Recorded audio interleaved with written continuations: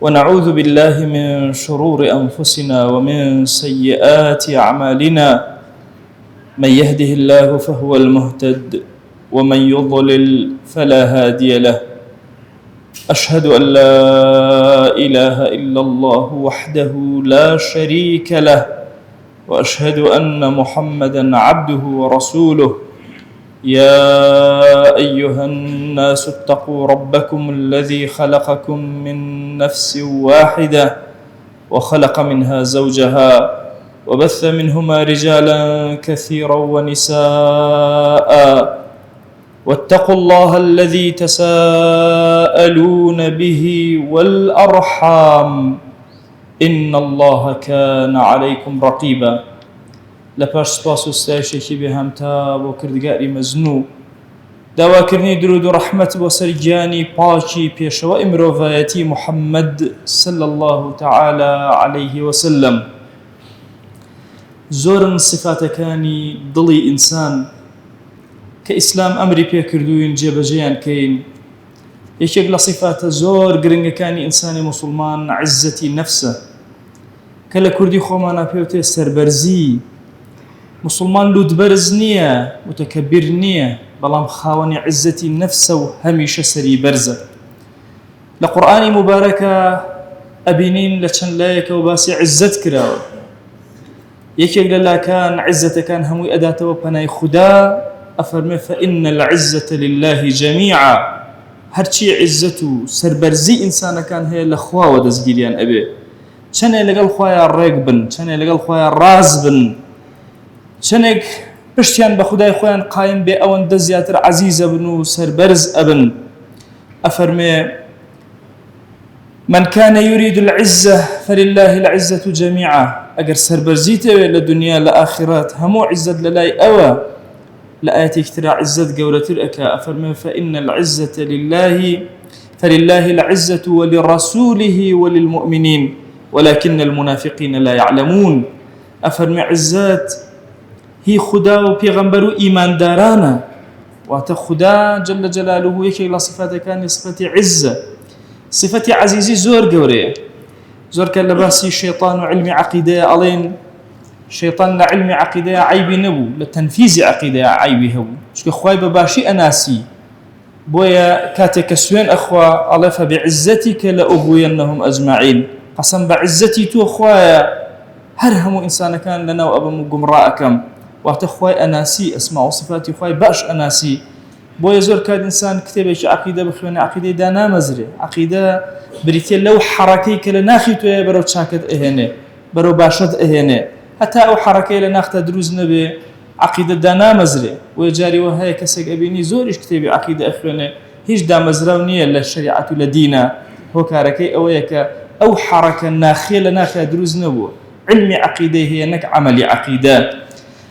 بۆیە عزەتی ئینسانی ئیماندار ئەبێ زۆر هوشیارانە مامەڵەی لەگەڵا بکرێ. ئێمە ئیماندار بە تایبەتی یەکێک لە ئەرکە زۆر گەورەکان کە لەسەر شانمانە بریتێ لەوەی کە زۆر بە عزەت و عەزیزیەوە بژین. پێغەمبەریان صلی الله علیه وسلم لە زۆر فەرمایشتا ئیشارەتی پێداوە، ئەمری پێکردن کە عەزیز بژین. ئەفەرمێ جبرائیل عليه السلام هات و پێیوتم وەعلەم ئەی پێغەمبەر صلی الله علیه وسلم بزانە أن شرف المؤمن قيامه بالليل. شرفي كسي إيمان دار لكوية لشو نواجهات شنه شو نواجه هبه شوي روشن به خليشي خواناسي به أو اندا شريفتر وقورتر أبه. وعزه استغناؤه عن الناس. عزتي إنساني مسلمان أويا كحاجي بخلق نبه لبر خلقه دز نپاريتو دسپان نكاتو نپاريتو تنها توي إيمان دار دسي زريلي بو دعاء برزكيتو لحضوري خوايا. تنها وتنها لحضوري خوايا الركوع أبي، لحضوري أوا السجدة أبي. نابي باكت بو كسا نابي كرزقي تويان لدسته. أبي تو هميشه خدا ببيني جل جلاله. موسى سعيدي نورسي يشكل زانا قوركاني كردستاني تركيا وعالمي إسلامي هم فخري في وأكا جارك بطلبة كاني الله أيوة شون بشيل أبين وشون صق أبين. الله نصق زور بوفايا بشيل زور سبلاي. الله من أوهاي نابينم. الله الصق طبيعتي أوايا دسي أو كس أبينا كشتيكي أداته بوي دائما حبيبو أكاد. بلان بشيل دسي حقيقي خو أبينا بوي هزمنتي بو دسانا النية كوا أبونا باعثي رسب. بڕواکەن ئینسان هەندێک جار ئاوا مەشهەدەکەیەتە پێشچاوی کاتێکە خۆی زەلیل ئەکا بۆ ڕزقی ئەبەم شێوازەیە تۆ بەیانی دوو بەیانی کارمەندێک ئەبێ ئیلا مەعاشەکەی تۆ بدا تۆ بچی بپارێتەوە لێ خۆ لە بەردەما زەلیلکەی و حکومەت مەعاشەکەی داوی خۆ کارمەندە پێی نەداوی ئەفەرمێ ئیمامی غەزالی وەکو ئەو وایە پاشایەکی زۆر گەورە دیارەک بۆ تۆ بنێرێ تۆ بچی ئەو کەسەی کە دیارەکەی هێناوە مەشغوڵ بی بەوە پاشای گەورەت لەبیر بچێتەوە ئێمەی ئومەتی پێغەمبەر صلی الله عليه وسلم سپاسی هەموو ئەو دەسانەکەین ئەبێتە مایە ڕزق شکری هەموو ئەوانەکەین کە ئەبنە باعیثی ڕزق بۆ ئێمە بەڵام خۆمان زەلیل ناکەین لە بەردەم ڕزقا ئیلا لە بەردەم خوایانە بێ جەل جەلالو ڕزقی حەقیقی ئێمە لە ئاسمانە لە زەوی نییە خۆت نەوەیکەی خۆت نەوی نەکەی ڕزقی تۆ لەوەیە بۆیە پێغەمبەر گیان صلی الله عليه وسلم ئێرشادمان ئەکا ئەفەرمێ لأن يأخذ أحدكم حبله فيحتطب أجر كسك لإيوه حبلكي هالجري بروا دار كوكاتوا فيحتطب على ظهره بدا بكوليا خير له من أن يأتي رجلا فيسأله أفرمي الزور باشتر لويك بيت ودسكا بدعوة كردن لخلق لم كذب بارته ولو كذب أعطاه أو منعه بي بداية بي ندى إما زور كان لباسي رزقا بتابتي لو زمنانيك فتني مادية زيادة كردوا بتابتي أمره كرأسماليتي جهاني دسي كشاو بسر جهانا وهاي كردوا قنجك تازة بي أقا أيوكو دولمنترين كذبجي أم إعلام فاسدة أوان دا وها فوقك خلق إثير إنسان كان خوان بي بتسوق نابيته بوي إنساني مسلمان أبي زور هشيار بي بتابتي لم زمنا عزتي نفسي خوي قد زليل نكا لبردم مادية قد بهيش شوازي لبردم قناها كان نوت دا ندا أبي وقار سكينتك زور قول لكسي إيمان دارا هبي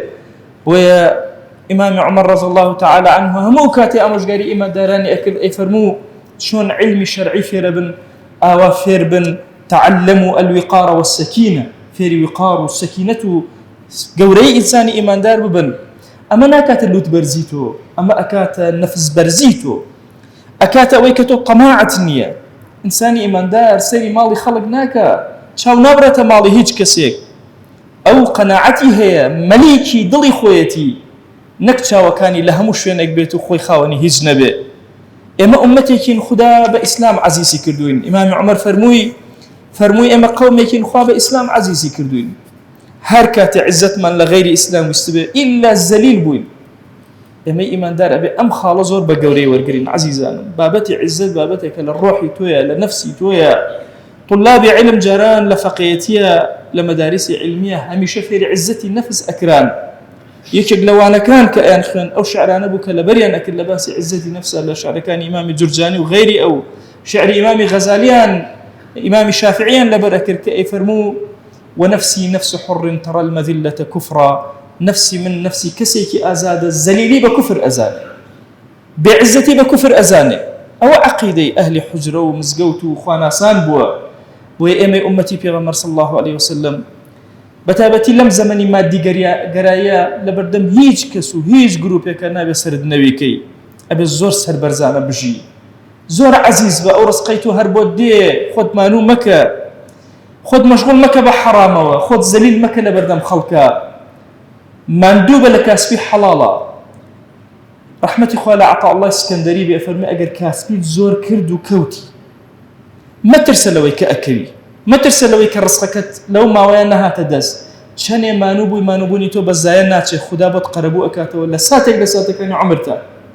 بود إلا قربو أكاته بويا مندومة بلكارو كسابتا قتش خد زليل مكة صفتي عزت صفتي أهل إيمانا خوايا بخاتي قوري خد عزتي درون من في عطاك يا أكرم الأكرمين خوايا لد أبارنا ولد ألالينا برحمته بزي خود خوايا رزقي إما مدر دسي أو كسانيك وأنا فز نزم نبتشوكن يا رب العالمين يا ربي خوايا دعوات لي أكيد بناوي جواند بصفتي برز باسمي عظمت نفس من عزيزك يا رب العالمين سر من برزك يا أكرم الأكرمين يا ربي خوايا الزليل ناوقناها كان من مكة زليل دسي ظالمان من مكة زليل سرجة من مكة محتاج دسي نامرد من مكة يا رب العالمين يا ربي خوايا دعوات لي أكيد عزت من في بخش لرزق سامان مانا عزت من في بخش للدين مانا خوای بۆ خاتری گەورەی خۆت عزتمان پێ بەخشە لە ساغیمانە یا ربی خوای داوات لێ ئەکەین عزتمان پێ بەخشە لە طاعەت و خواناسی و عەبدایەتیمانە یا ئەکرەم الئەکرەمین خوای ئەم ئیماندارانە هاتنوتە ئەم ماڵەی تۆ ڕویان کردوتە ئەم بارەگایی تۆ خوای تۆ خۆت شاهیدی ئەمانە سەری سوژدەیان نەوی نەکردو بۆ تۆ نەبێ ڕکوعیان ئەبەدەن لە ژیانیان نەبردووە لە مەقامی تۆیان نەبێ دەستی زەلیلی دوعاش قەت بەرز ناکەنەوە تەنها لە بارەگای تۆیان نەبێ دەیا ئیلاهی دوعاکەنم گیرا بکە ادعوا الله وأنتم موقنون بالإجابة